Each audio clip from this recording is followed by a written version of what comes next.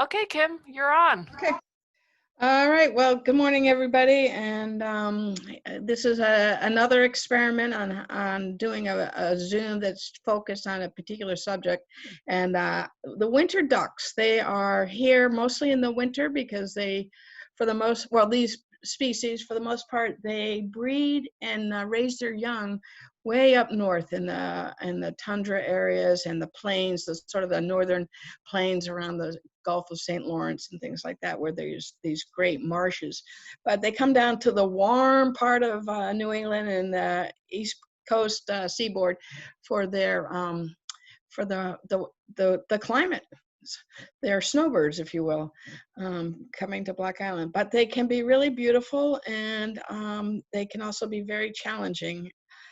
Most of these photos are ones that I've taken. I am not a photographer. I think that they all will do justice for the things I'm trying to point out, although they may not all be perfectly focused. And the reason for that is they're taken from a pretty far distance. Because ducks tend to fly away if you get too close. So with that, we'll start. And we'll be going mostly from sort of a progression from ducks that you mostly find in freshwater to ones that like freshwater and the marine, and then those who like mostly saltwater. And I did include some geese. So I was thinking, well, maybe this should have been winter fowl, but then I would have to include pictures of the turkeys and the chickens. So I decided I would just stick with this and tag on some geese at the end. So with that, we'll go on to our first slide. And of course, probably the most ubiquitous duck around anywhere from the wilds of Block Island to Central Park is the mallard. And the mallards are quite beautiful, especially the males. They have the beautiful greeny head, and the females are brown, but they have this wonderful batch of color right here. So this is the male, this is the female, and probably most everybody can identify a mallard. The next in the group is the black duck, American black duck. And it's interesting, on Block Island, in the 40s and 50s, the American black duck was the most common duck out here. And the mallard was a rare sighting. And now it's completely reversed. Black ducks are very secretive. They're usually in the back corner. One of the things, and you're going to get a better, this is actually to show you that in different light, the birds can look completely different, and they can have different stances. This one on the left is very upright. The way this was late afternoon sun, it was shining on its head and reflecting a little more. The thing that's most definitive, this is a large duck. It does look dark or black. They have a pretty distinctive yellow bill. And they have what looks like a little black skull cap. And I'm not sure you can see it so well over here on this one. But if I remember correctly, I think this is a female and a male. Now, so they can be a little bit more challenging on Block Island because they're a lot of ducks look black in the distance, and somebody will say it was a black duck. Well, was it colored black or was it a black duck? So the American black duck can be a challenge. Here's as part of another picture, we're kind of moving into the green-winged teals. Now, so far, these are all really prefer, for the most part, freshwater, ponds and lakes, streams. Of course, mallards and black duck can be seen in the New Harbor, but for the most part, they're freshwater ducks. As is the same with the green-winged teal. So what's interesting here is the black duck is probably the largest freshwater duck that we get. It's pretty good size. And the teal, the two teals, green-winged and blue-winged, I only have green-winged here, are very small little ducks. They're little squat, like little bubbles, but they're quite beautiful. And I was reaching out for a couple of photos of birds I didn't have. Teal pretty much only pass through in the mid to late fall. You can see a green-winged teal around now if you happen to be lucky and it's stuck around, but for the most part, we're not seeing teal anymore at this time of the year. But they have this white edge right here, and I'll show you another one, a better view of it. They, depending on the light that you see them in, they can look their brown head has a big green oval right here. You see it a little bit more in this upper one on the left, a little more green. They have sort of a speckled breast, little cream colored part at the bottom of their tail at the end, and then this leading edge of white. So those are the things you kind of look for. Interesting in this, the teal, you see it's got a little bit thinner looking bill as opposed to the black duck, but they are both what we call dabbling ducks. These are the ducks that you see with their butts up in the air, reaching down into the water with their necks and their bills that have these little edges on them that strain out the water as they're collecting vegetation. So we'll actually see a photo later of a bird that's got salad in its mouth. So the green-winged teal, as I say, not so likely to be seen, but at this time of year, but definitely every year on Black Island, you can see green-winged teals. They're very secretive, as is the black duck, really. And this is a much better picture of the black duck than the two previous. You see the slightly grayish head with that black cap and the yellow bill. So that's some freshwater ducks. Now, if there's any good duck people out there, you can probably identify this bird by its butt. And I just like the humor of this picture. But this is a dabbling duck. Its butt in the air, its feet right here are sort of moving around, trying to keep itself with its head down and its butt up. And in this case, this is you wouldn't know this unless you were there, but I know this is the female and this is the male. This is the back and this is the underside. And this bird has this most beautiful, subtle plumage. So in case anybody doesn't automatically, it's like, I can identify that bird in one butt. So it's not usually that easy, but if you're there, then you can see that this is the bird, and we'll get a slightly better view of it in a minute. Again, this is a secretive, a lot of these birds, this one is seen pretty regularly on Block Island down at the Kunamis Swamp Pond.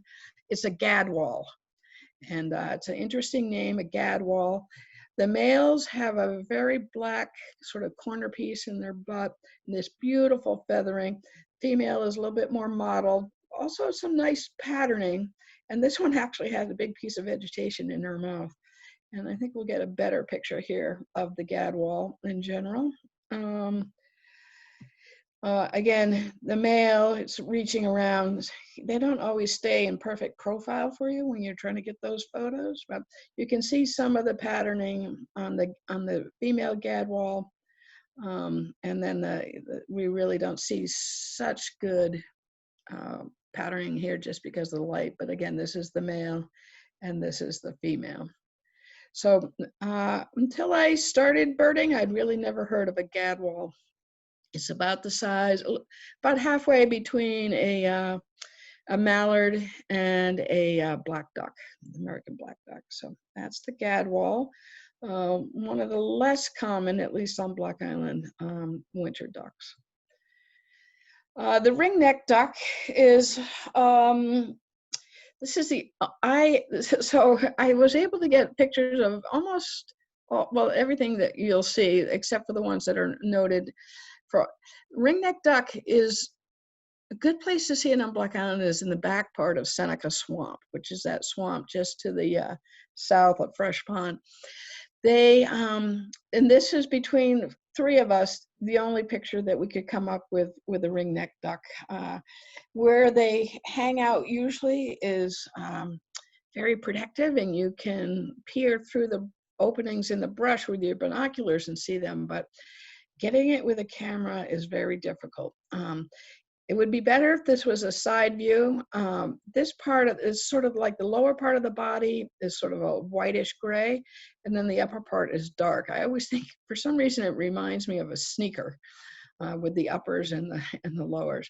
But what's distinctive is that at the end of its bill, or almost to the end of the bill, it has this white stripe, this white ring. Now it's interesting because you call it a ring neck duck, but I'm always looking for the ring on the bill.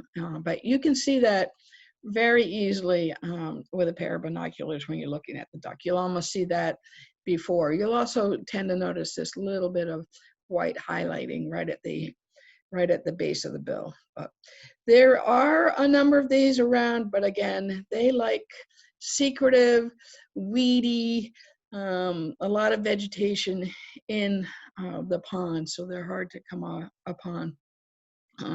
Again, another dabbling duck.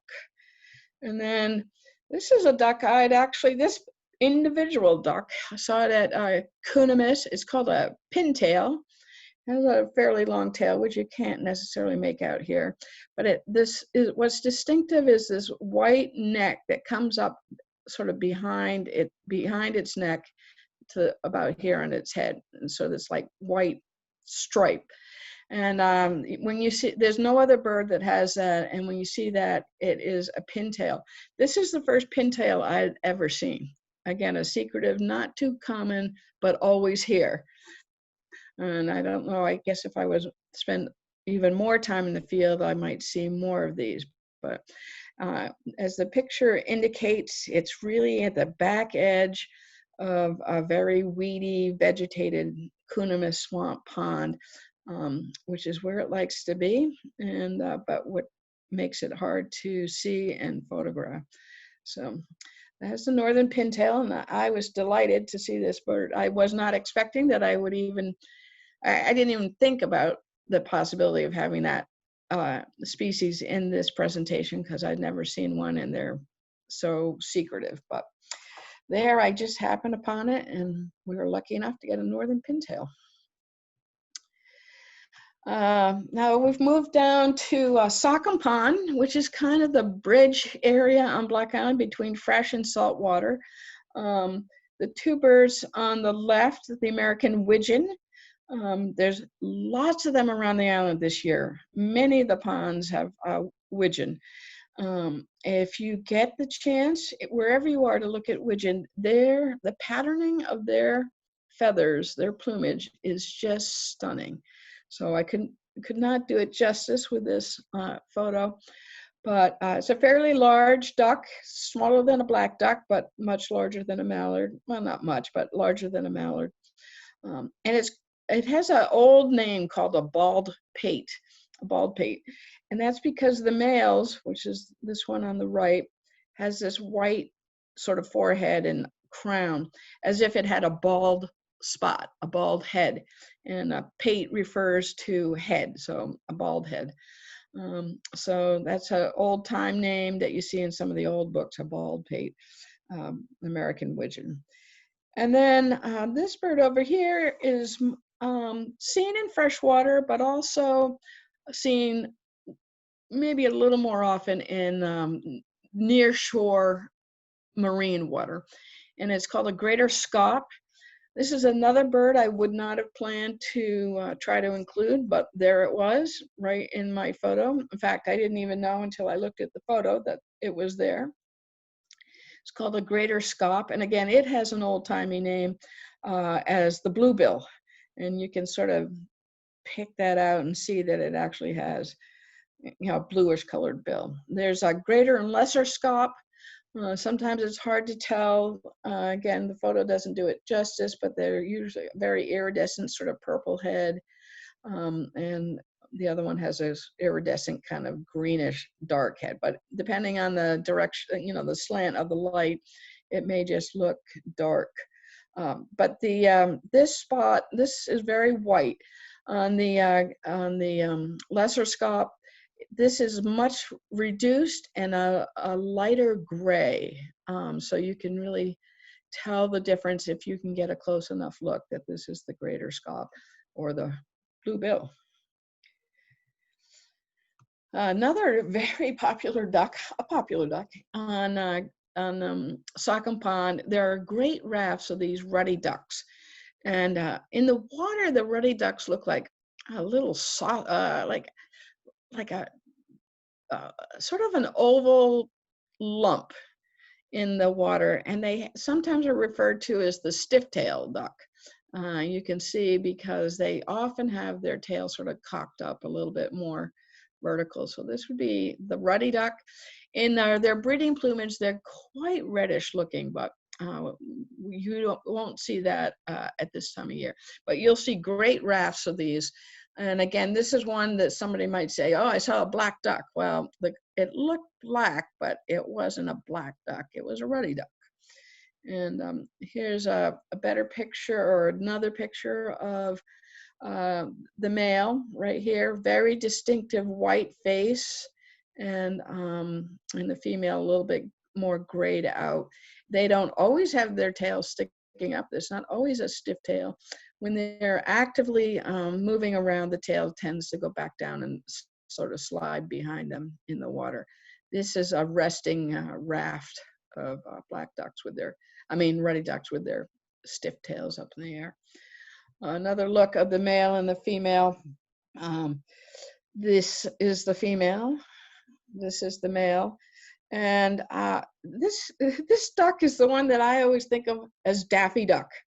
It has sort of a very broad, thick bill, upturned a little bit. It just looks like Daffy Duck to me, but it's the ruddy duck. And there's lots of them at Saucon Pond, which is a very prevalent place for them.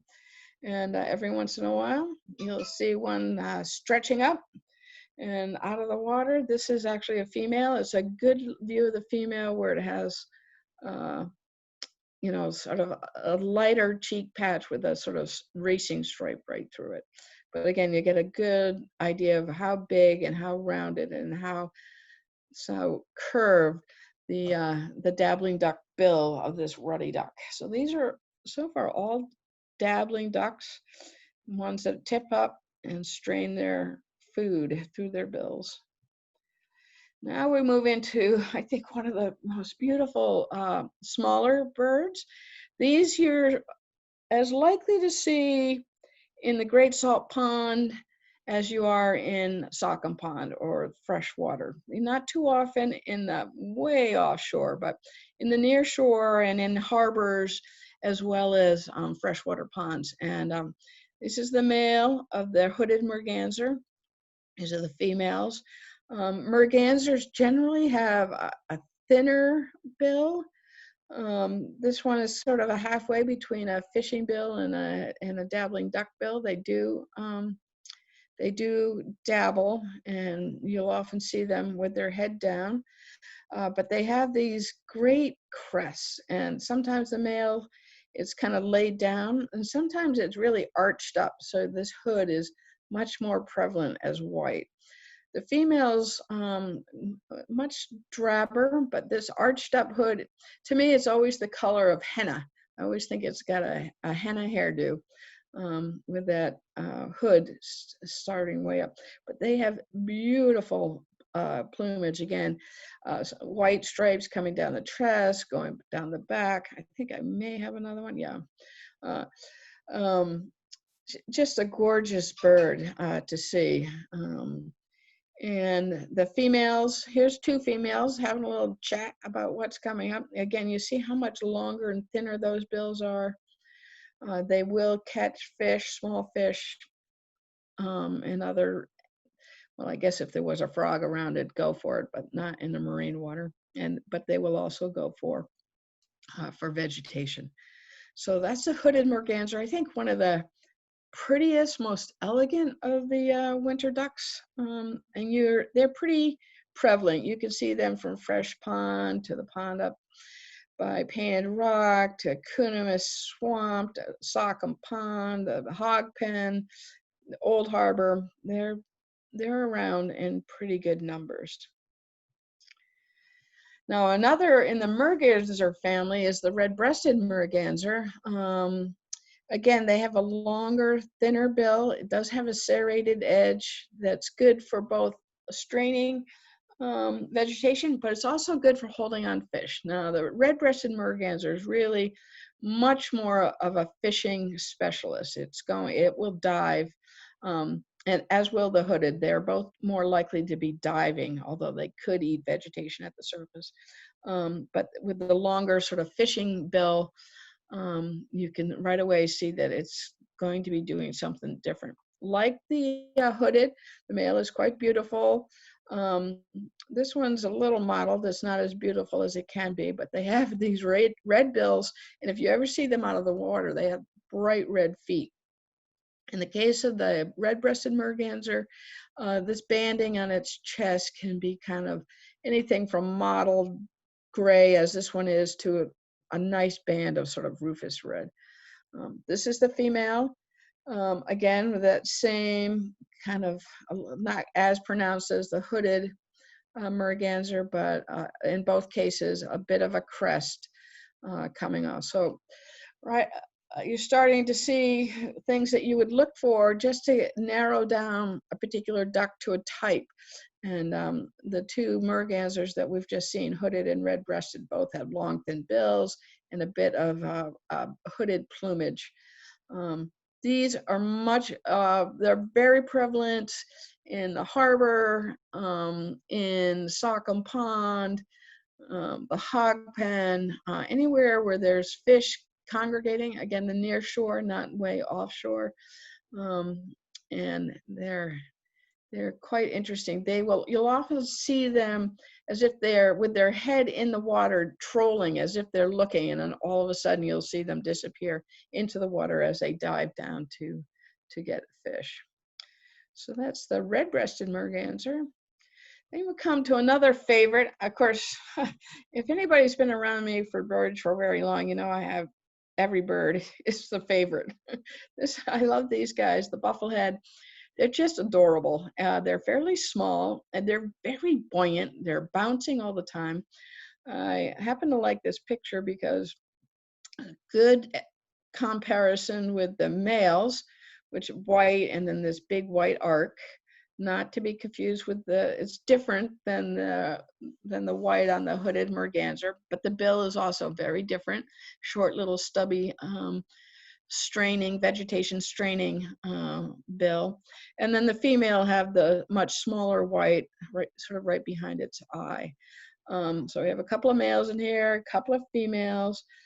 We have this one is just sleeping. When you watch them for a while, you'll see that they kind of, when they're going to dive, they arch up like this one and then flip in head first.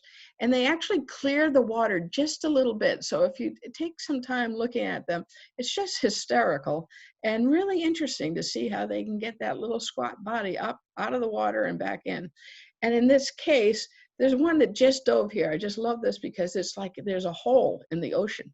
Well, the bird just descended. I just happened to catch that little divot in the oceans, in the water surface. So buffleheads are all around. This is also, you can see it in any freshwater pond, but you can also see them in great rafts out on the ocean. Again, the near shore, looking for seaweed and other vegetation. Here again, another good comparison of the male bufflehead and the female, two female. This one just getting ready to dive in.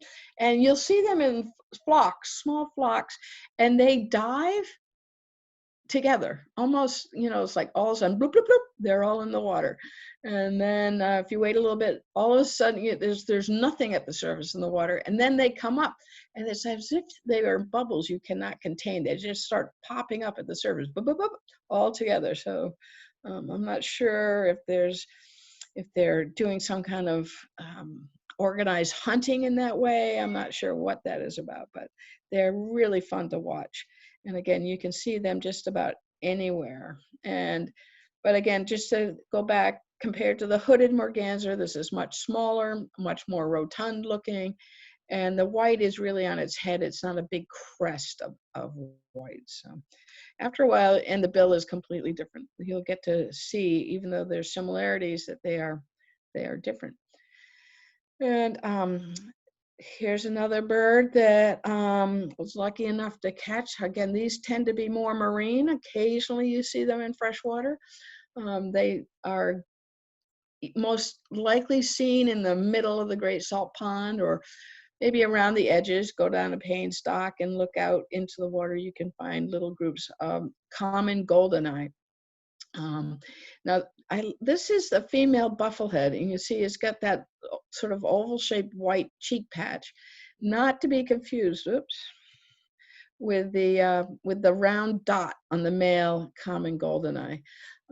And so there's often similar things to look for, but they look different. Of course, the goldeneye, here's the male, here's another male with that wonderful little white round dot. Again, beautiful plumage on its back. And this is the female with no round dot. In both cases, oh, they have a golden eye. This is sitting on a tussock in Kunamis Swamp. So occasionally, and that was there for a few days. So must have been resting in the fresh water. You're much more likely to see these in the marine environment. I don't usually see, occasionally I see these in the hog pen. But usually you have to go a little bit further, like down Penstock, and then look out into the water. That's when you're more likely to see them.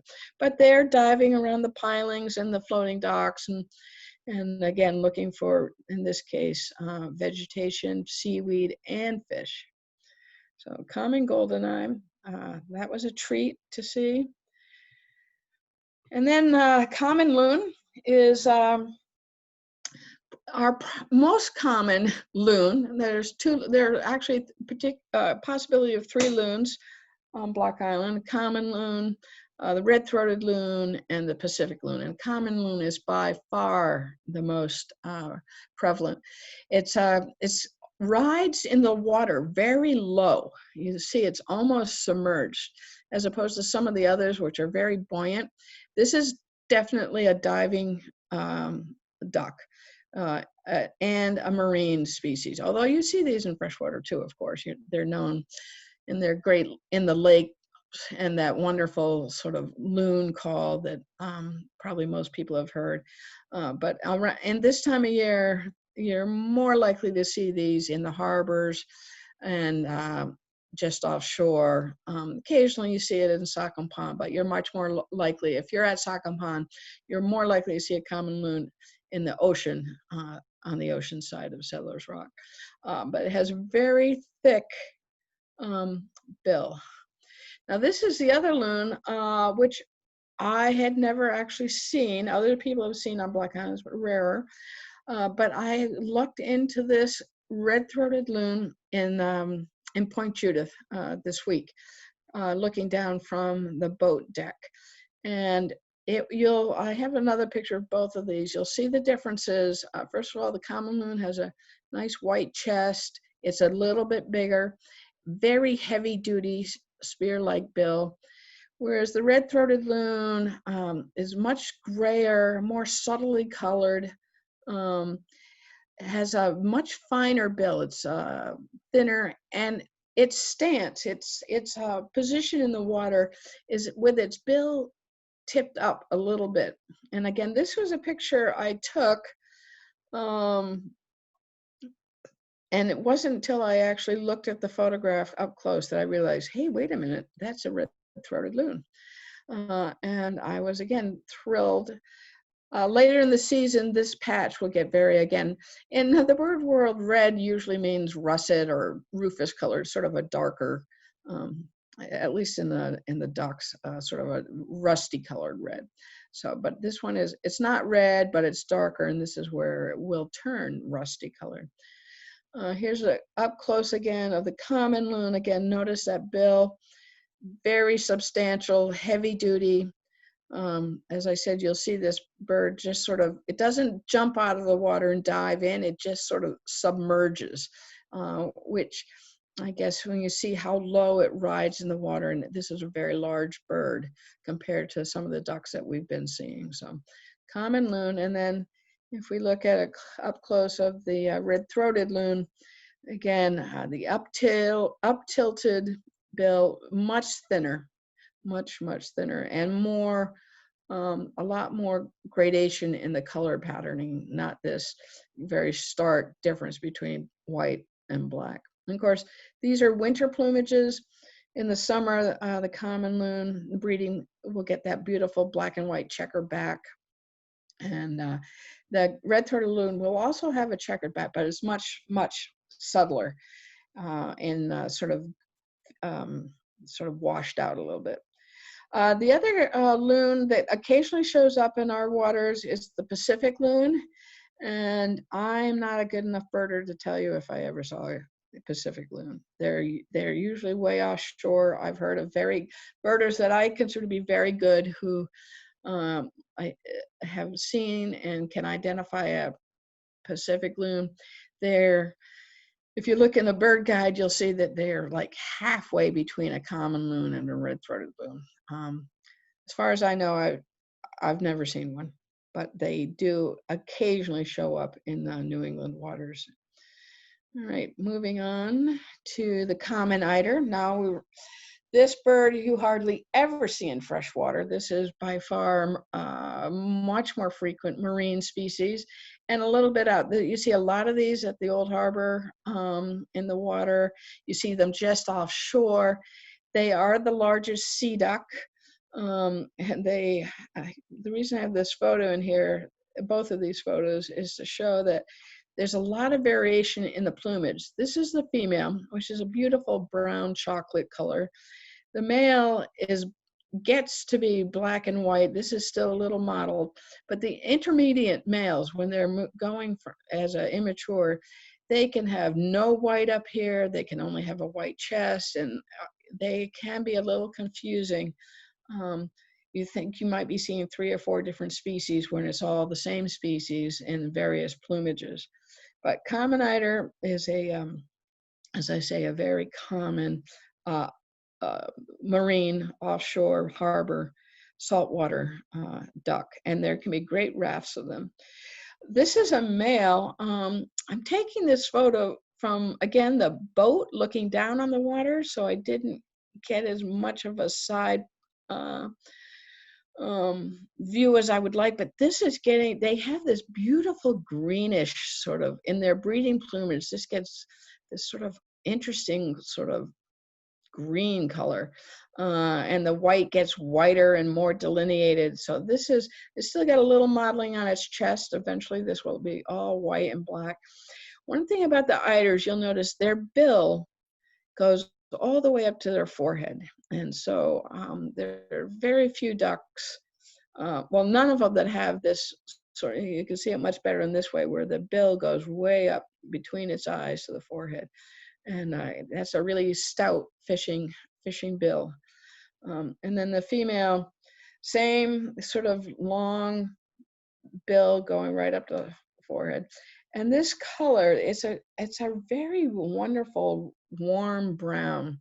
So the female, I think, is every bit as beautiful as the male in a less dramatic fashion. And if you get a chance to look at these, if you're going on the Block Island Ferry, look in the harbor, they're there, and you can see them and start noticing all the different plumages. But the sun hitting the female is really a beautiful, beautiful bird to see.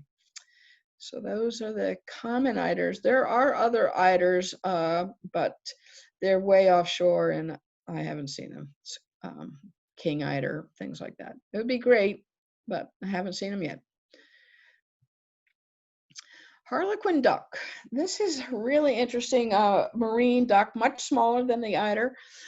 This is an immature male. This is 2 photos of the same bird. They get a lot more sort of marking, and they do look very harlequin. If you think of a harlequin or a jester, their markings remind you of that. This is a duck that loves rough water, and there are places in Narragansett Bay where near Jamestown, where the water is rough around the rocks, and that's what harlequin duck like. They like rough water around rocks where they're diving for both fish and seaweed. I think we would see more harlequin ducks if we were looking at in those locations more often, but they're usually rough water places. And when the water is rough at the shoreline, you don't necessarily want to be out birding. This bird was just off of, just below the spring house in the ocean, not too far from the sewer outfall. And that is a place that others have on occasion reported seeing harlequin duck. I took this photo about a month ago, and it is the first harlequin duck I'd seen on Block Island, so I was pretty happy about that.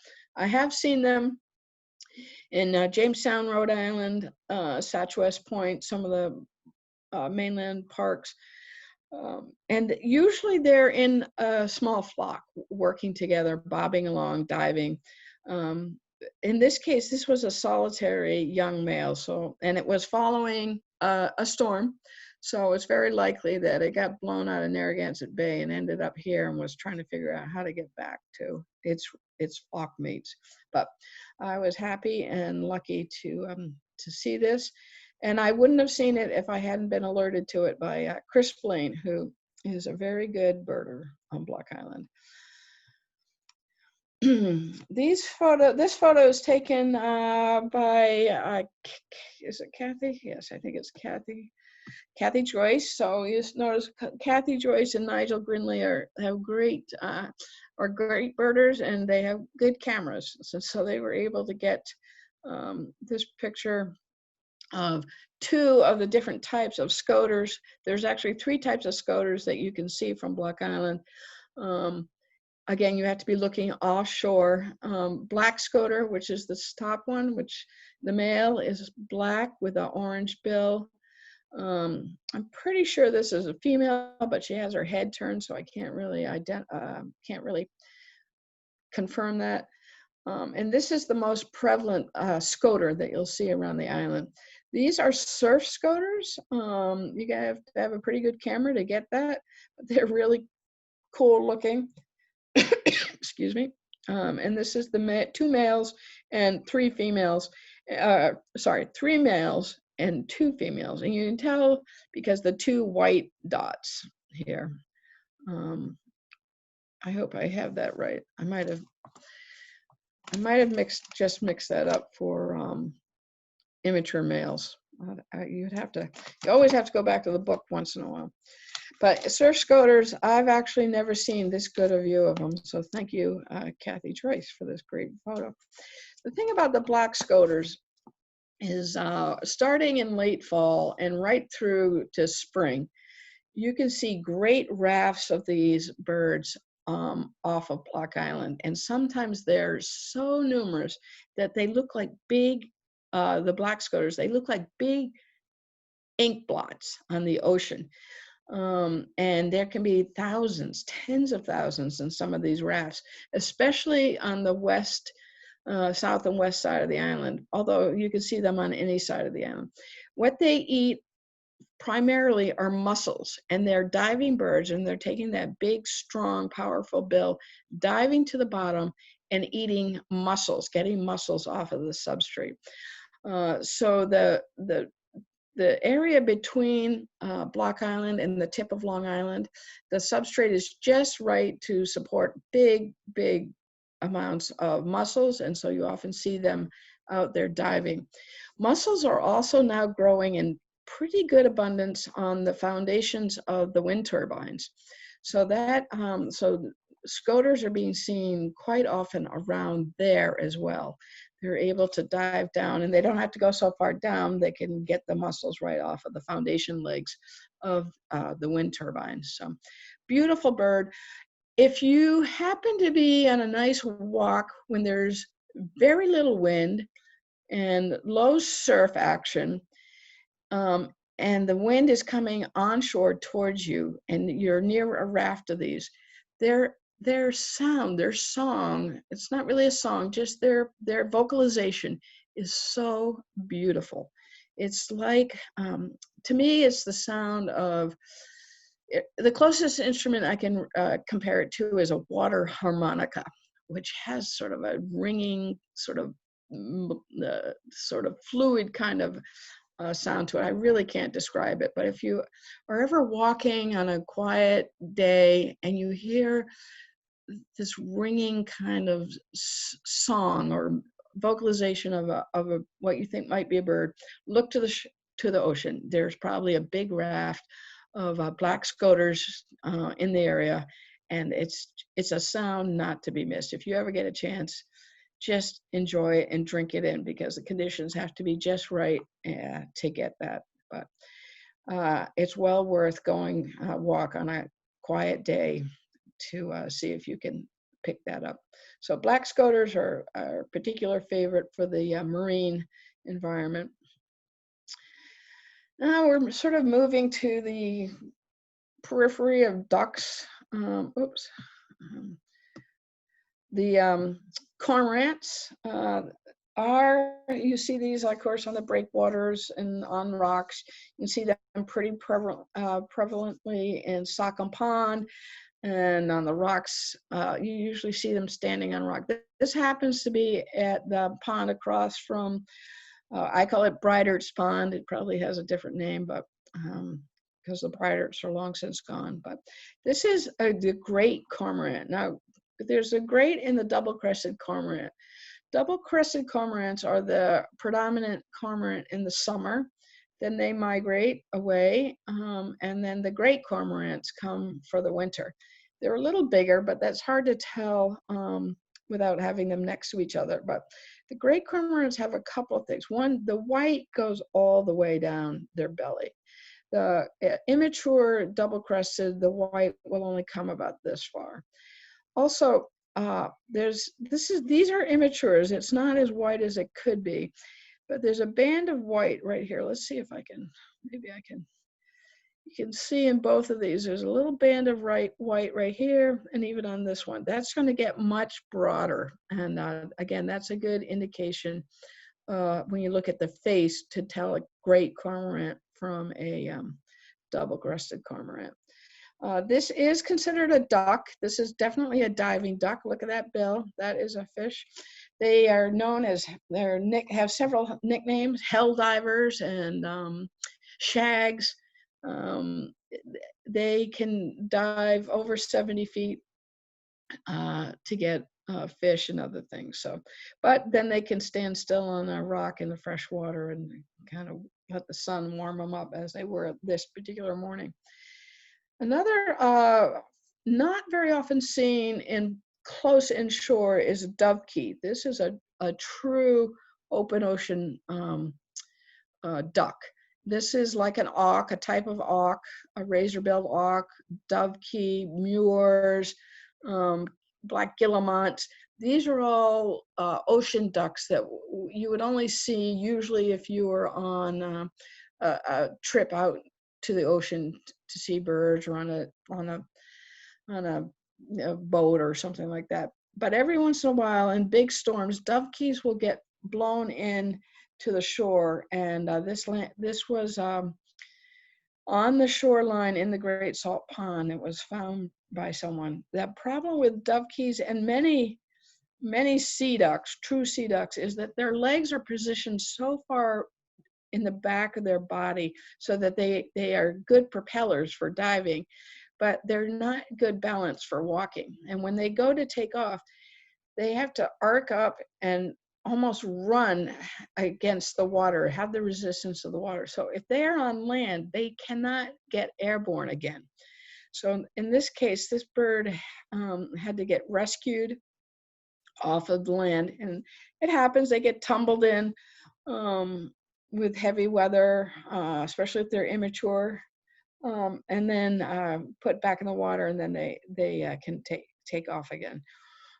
This is actually the second one I've seen.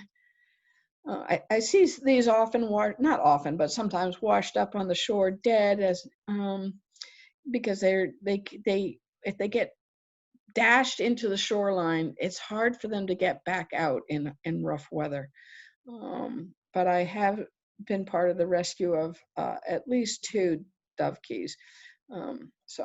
And it tends to happen after a big storm, and all the accounts of massive, or not massive, but many dovekies being found on land are all associated with the aftermath of a big offshore storm that blew them way in. They can be as many as 100 miles out to sea. So we're starting to go to the periphery of the duck world here.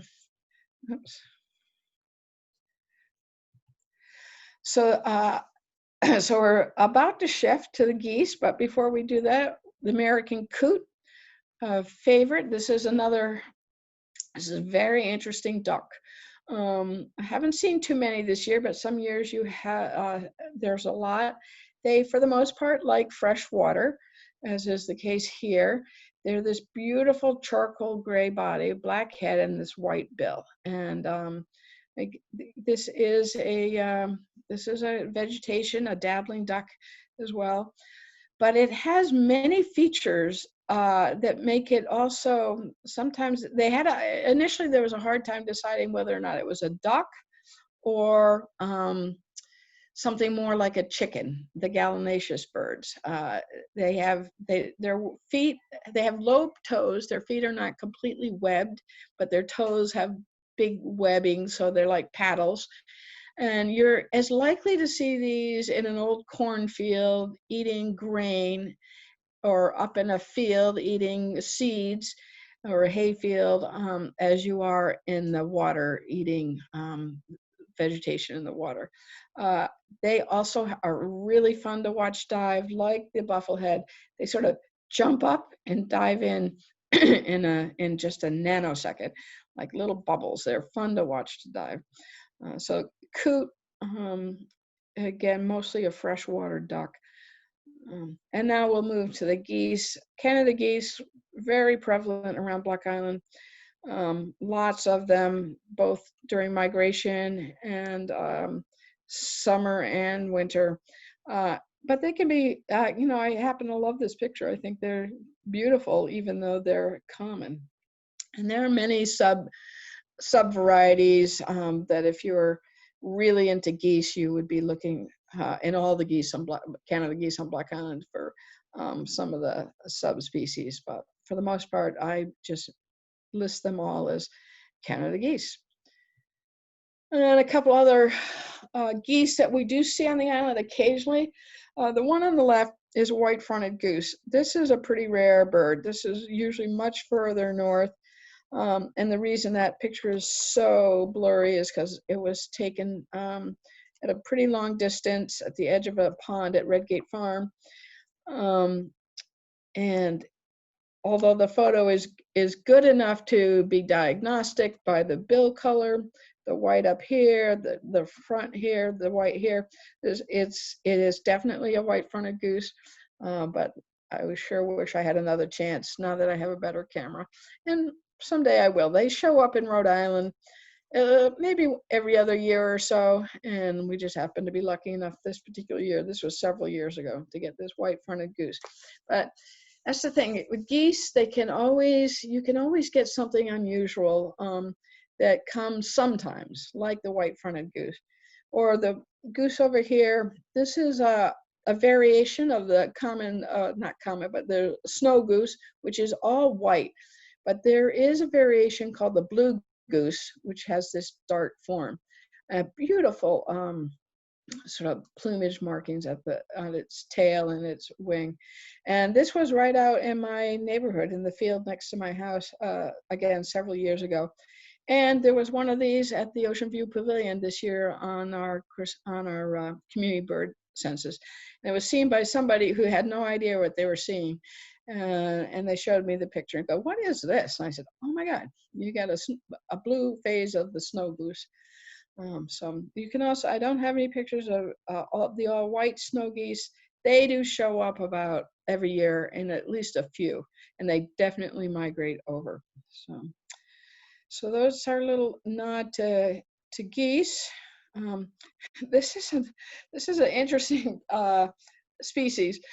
This is called a northern shoveler. There's a pair in both of these pictures, the female and the male. This is a stunning bird. It is usually a marine bird, but in this case, the female, there's been a female showing up at the pond at Doc Willis's on Beacon Hill for several years. And this year, I have to assume it's the same one because this bird, it shows up every year in the same place, which is, you know, typical of birds that set up territory. This year it showed up with this, the male. They have an incredibly different feeding. You'll see they have their neck outstretched and their bill is just at the underneath the edge of the water, and they swim around, and I guess they intake things and strain it out through their bill. If you ever see the bill, it is wide and round, and it looks like a spoon. It's sort of like the duck version of a spoonbill, maybe not quite as pronounced, but it is by far the widest dabbling duck bill, and it has very distinguished fringes on its bill for straining. And I've seen, every time I see them, they're outstretched, and I waited a half an hour yesterday afternoon to try to get them to lift up their heads, and I could not get it. It was getting darker and darker, so I had to go for the feeding position. I've also seen this behavior. When they feed, they go around and around and around in a circle. Even if there's just one, it'll just keep going around and around. I don't know if they're putting that turbulence into the water. In this case, with the male and female, they were like opposite each other and keeping time and just going around and around in a circle. And you get the sense of that by looking at how the ripples are going around. So not exactly the best picture of a duck, but it is a really good picture of duck behavior, and a pretty rare duck to be spending so much time. This pair has been at the pond for over a month, which is what the female has been doing for at least 3 years now. And I'm so happy she found a male. Northern shoveler, can't wait till they stick their head up. I might go back and try again. We're nearing the end. I recently noticed that Cornell Bird Lab is a great reference for bird identification and lessons. They have a lot of online courses, and this week they were advertising one for how to be a better duck and waterfowl ID. Now, if anybody's really wants the seriousness of sitting down to an online course, you can't do better than the Cornell Bird Lab, and they just happen to have one that they're advertising this week for ducks and waterfowl. So I figured I would just throw this in here to let people know about other references besides a good field guide and my little introduction here. And with that, thank you, and I'll take questions. And this is a little group of buffleheads riding the surf at Crescent Beach.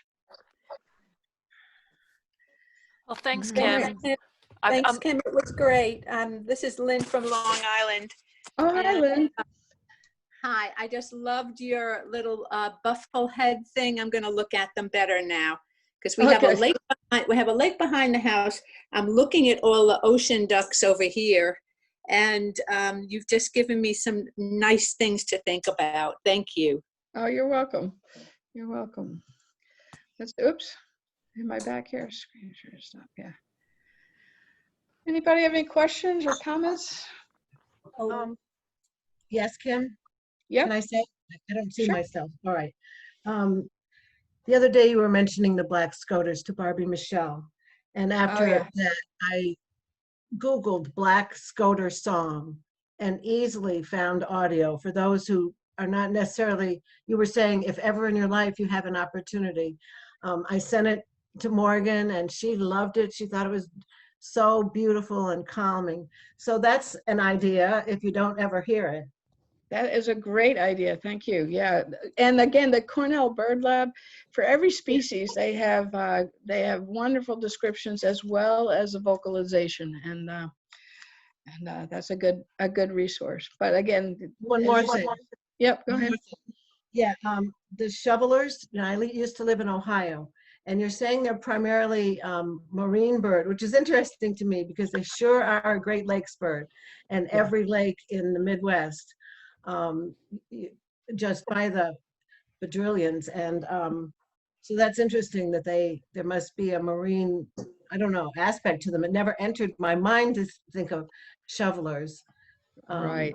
in the ocean. Yeah, and I think you're right. I think I was too specific about that. Here, you're more Sure. likely to find them out in the ocean, and the same is true. You know, I say the same thing about common loons. You know, you're more likely to see them in the ocean, but of course that is a freshwater bird, and the same is true for the shoveler. So I think on Black Island, where our freshwater, the size of our freshwater bodies is relatively small for some of these bigger ducks. Just show you a picture. Of course. Thank you. Yeah, Oh, thank wow. you. I want to show my picture. No, Karen is just showing. When are the ducks, or many of them, migrating? Or when will they leave?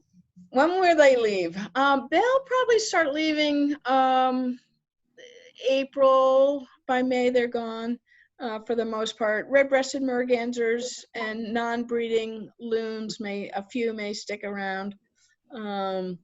But most of these ducks will disappear, except for, of course, the mallard and the Canada goose, will disappear by April and mid-April.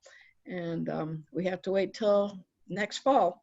So, you know, we always say, oh, migration's over, you know, and I just get excited. Oh, good, it's time for winter ducks. And they are really beautiful. And most parks, even, you know, near wherever someone happens to be, is going to have a water buddy with some kind of duck. And just spending a little time looking at mallards, they're gorgeous. You know, they're starting to be quite active right now. So. When did they arrive? Well, in general, the winter ducks start arriving late October, and you'll start seeing bufflehead, teal first. Teal sort of come through. Eiders, I did say, I think that the immatures not breeding will be around all year. There's the changing of the guard with the double-crested and the great cormorants. But the widgeon and the gadwall, the ruddy ducks, they're usually the first ones I see on Saucon Pond. That's when I see a big raft of ruddy ducks at Saucon Pond. I go, oh, it's time for winter ducks to start showing up. They tend to be the first. And the bufflehead, they're definitely very prevalent. Hey, Kim, Yep. it's Faye here. Hey, Faye. Hey. How's Norway? Yeah, it's me. Thanks a lot. It's great. It's snowing here horizontally. Oh. On the news here, we're getting a lot of information about plastic pollution and the tiny little fibers that come from washing our, you know, all our sports clothes and everything. Are the ducks, and you know, are they disproportionately affected by this? Have you run into any research on that? I haven't, not specifically, but I know I have read about the issue, and I'm sure that's the case. And if I did a little research, I'd probably find that is, you know, the microplastics in all our environments, from ocean to shorelines, freshwater streams, lakes, is a major problem for these filter feeders. And although they're not a filter feeder like you think of a mussel where it actually ingests the plastic, they're filtering like a baleen whale, right? They have a structure in their bill where they can let the water drain out, and the little frills and fringes on the bill will catch what they're eating, and they can catch a green piece of polyester from your Patagonia sweater just as easy as they can get a little piece of seaweed. So I haven't read a lot about that, but I'm sure it's an issue and going to continue to be an issue. Thanks. Yeah. I love Kim hearing Gaffett. from Norway. Yeah, it's great to see you there. It's Thanks for great the to beautiful presentation. It's great. Thank you. You probably Kim- see some really beautiful ducks, like tufted ducks and other things that we don't see. I'm feeling inspired. Good. Let me know what you see. Okay. So Kim, you don't get long-tailed ducks? Long-tailed ducks, yes. We do occasionally get long-tailed ducks. Again, I think of them as seeing them in the passage between here and Point Judith, or off just outside of the breakwater at Point Judith. I did recently actually see my first long-tailed duck in the Old Harbor. I was counting birds. I didn't have my camera with me, and it was pretty far out, but far out from where I was, which was near the bike rental place in the Old Harbor, but it was out in the middle area. But we don't see them as often as you do, I think, from the mainland harbors. Last year about this time I went to Long Island, and I couldn't believe the number of long-tailed ducks I saw going into Orient Point, just in the harbor there. So I think we might be. There's some things like Brant as well is a wonderful duck, goose, somewhere in between, that we sometimes see, but they're much more likely. So there's the ocean ducks and the shoreline, the freshwater, but there are some ducks that really specialize in bay waters and in bayments. And long-tailed ducks are those, Brants are those, and those we really don't see that often. Because we have seen. Hey, Kim. Mhm. I see, I think a couple people, I think Andrew Grail has raised his hand, and I think John Formica also had a question. So Okay, if I'm Andrew. right, so. Nice to Hi, see Kim. you. Hi, Kim. Great seeing you a long time. I know. So where do they go in the summertime? All these winter visitors. Yeah, they're going into the lakes and the marshes for breeding up in northern Canada.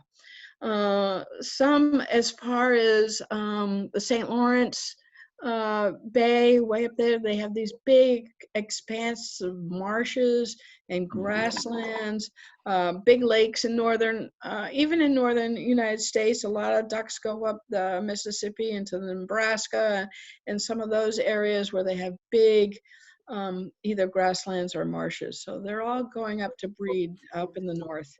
And a lot of geese, Canada geese, even here, unlike a lot of birds that molt their flight feathers sequentially, like they'll molt the primaries one at a time on each side so that they can always fly, even if not perfectly. Canada geese and lots of geese molt all at once. And so they hole up in these wonderful big, huge marshes where they're not going to be harassed. They're raising their young anyway, and they're swimming and teaching them how to dabble for their food, and they molt all their feathers. So there's about a couple of weeks where they can't fly. And researchers who are studying these geese, that's when they go to band them and tag them, so that because they're a lot easier to get when they can't fly. So that's where they're going, way north. If you were studying ducks and geese, you'd be spending your summer at the St. Lawrence Bay. I'd rather be at Block Island. Yeah. Thank you. You're welcome. Nice to see you. Thanks for finding Thank us. you. John, did you have a question, John Formica, or? Yeah, Kim, thank you again. Great presentation. Harlequin ducks are one of my favorites, the males. They're very distinctive, and they remind me a lot of the American wood duck. And does Block Island ever get a wood duck? Do they come on island? They do, and that's funny you should mention that. The last couple of years, there's a couple of places where I've been looking at wood duck in the late spring with hopes that I might get a nesting pair.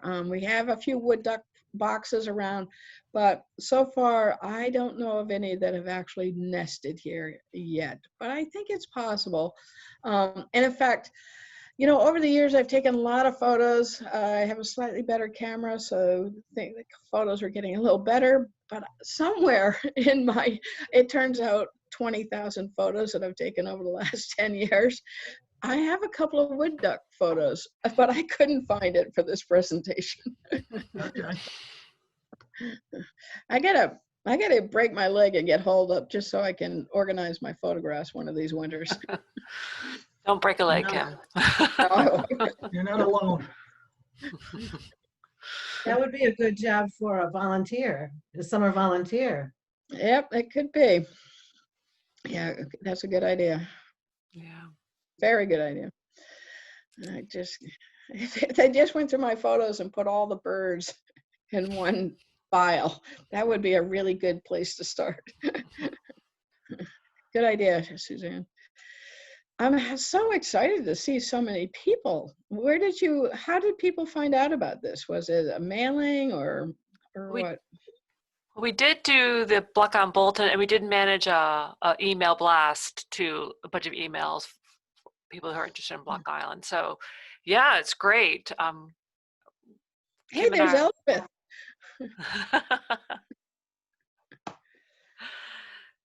No, great presentation, Kim. Any other questions or comments?